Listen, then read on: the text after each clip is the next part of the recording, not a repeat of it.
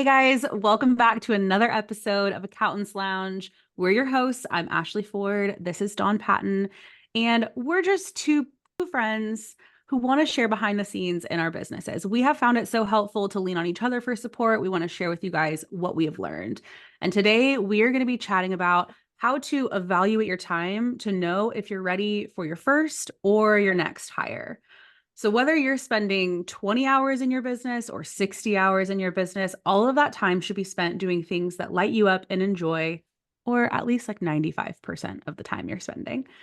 And if you're not, if you're feeling burnt out, if you're feeling like your time is completely maxed out, you're feeling overwhelmed and just not excited about your business, then it is very likely that you need to hire, or you might be past that marking point of hiring and it's ready to sort of get the ball rolling. So we want to talk you through some tools that we use, mainly a time audit to figure out, are we ready? Is it time for that team member to join our business? So Dawn, do you want to share a little bit about what that experience has looked like for you, kind of evaluating your time and your team's time to bring someone on? Yeah, I will say my time audit and the way I do it has significantly changed from the start of my business to where I am now. And I don't know if that has so much to do with my time audit before used to be simply looking at me and my time, whereas nowadays my time audit is way more focused on my team's time. So maybe that's what's changed. But anyway, in the beginning, my first handful of hires was actual like paper and pen time audit. Same. Okay. It's the best way Like to do it. this is gonna sound lame, but yeah. Paper and pen time audit. And I would start by saying where I think my time is going. Mm, And then I would look at where my time is actually going. And I would spend, I mean, I guess typically it looked like a week, but in air quotes, because really what I wanted to do was capture 5 regular-ish days. So mm, if there was an off day, like I wasn't working that day, or there was a VIP day, or something not normal, I just wanted 5 normal days to figure out where my time is actually going. And I would write it down like 20 minutes here, 1 hour there. We use QuickBooks Time. I think that's what it's called, T-sheets. So that's where I would write it down and take notes. Sometimes it was the paper and pen thing. And then comparing where I thought my time is being spent to where it was actually being spent was usually that big eye opener in the gap thing of, oh, I need to get that off my plate. It's taking way too much time. so Um, eye-opening. yeah. And then also, so I look at where my time's being spent, what's taking up too much of my time, because as the owner of your business, you really want to focus in, like niche down each time you're hiring someone to doing the things that only you can be doing. And every time you hire someone new, you're going to get more and more and more specific about what only you can be doing. So at first, like my first hire was I hired my two sisters. One helped with some marketing stuff and one helped with admin stuff. I did not need to be doing those things. Those were easy to see, especially the marketing. I'm like, don't let me touch that, you know? Like I don't need to be building out websites and doing stuff. But then the next hire, when I was like hiring a bookkeeper, that's when it started getting a little bit tougher of like, oh, but this client hired me because of me, or Mm. oh, but this is a little bit more complicated client. Do I really want to pass that off? And so I'm sorry, I'm like going a little sideways here just to say that the time audit can be tough. And I think the trickiest part was in the beginning, realizing I don't have to be doing it all. And Yes. once I had that mindset, then it was easier to find out where I needed to hire. Whereas nowadays, my time audit is looking at my team's time and looking down that pipeline of how many clients we expect to sign in the coming months, where my team's capacity is right now, having one-on-ones with my team members to see if they see their capacity changing at all, because I have to constantly be evaluating that too, Yeah. of like, okay, so and so is pregnant, maternity leave's around the corner, how are they going to be doing after that? Or so and so, her husband's having health issues. I know we can't project for any of that, but she probably doesn't want to take on more time. So let me see where she's Mhm. at. Or so and so has been working part time for a long time. Does she want more? And so doing those check-ins to see where our team capacity is at.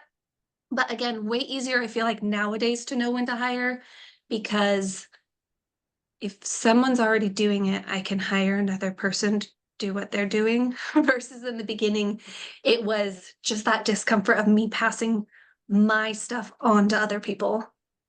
Yeah, and I think you made such a good point about what actually has to be you versus what can be someone else. I Yeah. think back to whenever I first started hiring and I was doing a time audit, and I literally had a sheet of paper next to my computer and a pen, and I would just every time I would switch a task, I would write down the time and the task I was working on. And then when I switched a task again, I wrote down the time and the task I was working on. And I did that, like you said, for regular days. I think I did probably about a week of trying to capture like regular days to see where my time was being spent. And I went through it and I was like, well, all of these things have to be me except for like 1 hour of things. It Yeah. all has to be me, obviously. And then I re-looked at it and I was like, okay, what if it wasn't? And I asked myself that on every single task I did. Like, what if this task wasn't me? Could I train someone else to do that? Or could someone come in and do it? And could they come in and do it better than I was doing it for some Yeah. things? And it turned out there was a lot of things that I was doing that could be other people. There's, of course, things in my business that you, as the business owner, it makes sense to do. And also, you might just really enjoy doing. I think when you're doing that time audit, you want to put a star next to things that you love doing and like a frowny face next to things that just drain your energy. Because those things that are draining your energy are likely taking more time and bringing Yeah. less benefit to your business, which isn't helping anyone. It's not helping you. It's not helping your business. It's not helping your clients. So when you Even do that, if even if those are the things that you feel only you can do, yeah, like, no, other people can do it actually. Sorry. yes, they can. And I Yeah. think realizing that helps you get over the hump of hiring and knowing when to hire and knowing who to hire. I think a lot of times, I know in the beginning, I was like, well, I have to do the client work. This is before my first Yeah. hire. I was like, I have to do the client work so I can bring someone in to help with like the admin and marketing. And when I made that like switch into no, if I bring on people that represent my brand, represent Pretty Penny, they can do the client work. The clients will love working with them. And I actually feel like now that I have such an amazing team built, my clients are better served with their account managers than they were with me when I was super overwhelmed and dropping the ball in a lot of places. 1,000%. 1,000%. I mean, even my clients are better served now than even before I was on overload, because we've niched down our team too. So it's like you're focusing on the tax, or you're focusing on the bookkeeping, or Yeah. you're our payroll strategist versus me doing it Trying to do all it for all. everyone. So Yeah. even though I wasn't at full capacity, I wasn't niched down with that lens on all the time. Yeah. So I want to talk a little bit about how you know that you should do a time audit. You might already be thinking like, yeah, okay, I already know I should just go ahead and do one because I've never done one and I have no idea where I spend my time. But if you're not there and you're thinking, I don't know, is this really a waste of my time to do it? If you are someone who feels like your time is maxed out and you're trying to decide if you are ready to hire and or who you should hire, like what tasks they could take on, definitely do a time audit. But I also think if you're feeling like your business is stagnant and you're unhappy with it, if your business is kind of coasting and you're feeling good about it, great. But if your business is stagnant and you aren't happy with it, like you feel like the needle isn't moving in the way that you want it to, I think doing a time audit can be Mhm. very eye-opening because you might be spending a lot of time in areas of your business that are not helping you move the needle forward. And if you could bring someone in to help with some of those tasks, you could focus on tasks that your business really needs you for, and you could keep Mhm. propelling yourself forward. Right. And this, I mean, just a dawn tip, I guess. When you're looking at your time, I think everyone should always have enough capacity in their time to have passion projects too. Yes, Not love just, that. here's my time and I'm doing everything that I need to get done. Like, okay, cool. Now, where's your outlet? Like, do you have time for that outlet, for the things that you consider fun or are interested in? Maybe for you, that looks like just studying. Like, you love to learn, you love to study new things. Maybe it's networking. I know a lot of people like that. That's not me, but I know a lot of people like that, that they love to network. Okay, make sure you have time for that. Some people are marketing, showing up on social media, Yep. whatever that is for you, make sure that you have time for those passions too. Hello, that's why we're here. Dawn and I, this is our passion, is teaching other people what we've learned while we're still learning along the way. You're right, you're right. And We're we like, make time for this. do we really need another project, Ashley? No. Is this gonna put money into our pockets? No, probably not.